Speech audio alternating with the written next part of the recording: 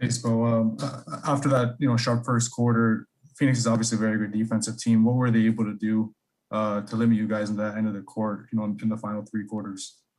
They got into us, and against a good defense like they are, you have to do things with precision. With energy, with burst, with detail, and the ball's got to move. They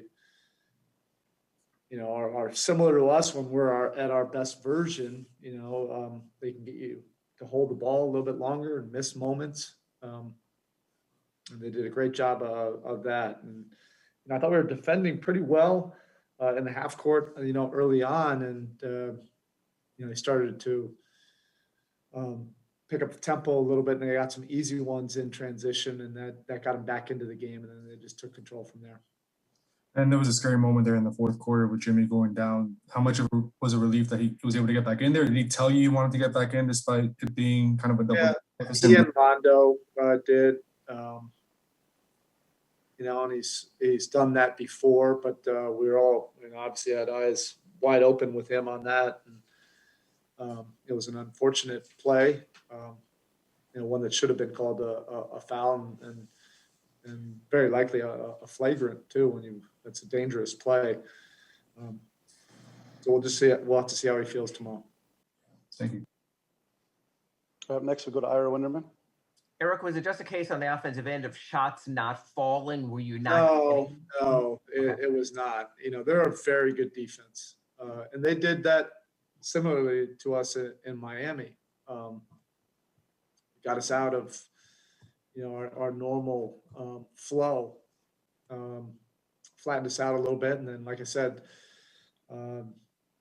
things started to slow down, and we were holding the ball a little bit, too much. But that's a credit to their defense. They do that to a lot of teams, and all your decisions have to happen a little bit quicker.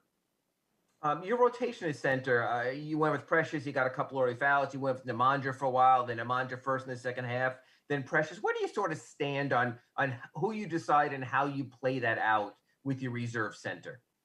Yeah, they both bring things that we need, to the table, and a lot of it just depends on the tone of the game and what we feel is best for that moment. And then in a game like this, are there moments you would wish that Bam would be more aggressive, or are there just times the way the game sets up that maybe it's not there for him? Thank you. Yeah, it all depends. I mean, we definitely need to get him the ball in certain spots, in our normal flow. But again, they got us out of our normal actions, our normal rhythm. We could have been, much better for sure. But let's not discredit, the type of defense that they've played all year. They've been very good on that end of the floor, extremely underrated, which I don't know why. Most people talk about their offense, but they're one of the toughest defensive teams to play, in this league. Next, we'll go to Cooper Moorhead.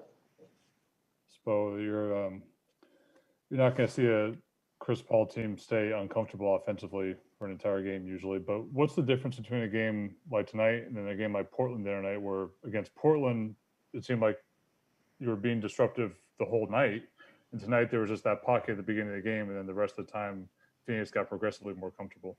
Yeah, and I think, when they're able to control the game a little bit offensively and get after us, we're not in our normal flow, offensively, your activity, starts to lessen, a little bit. And, they have two, really good decision makers.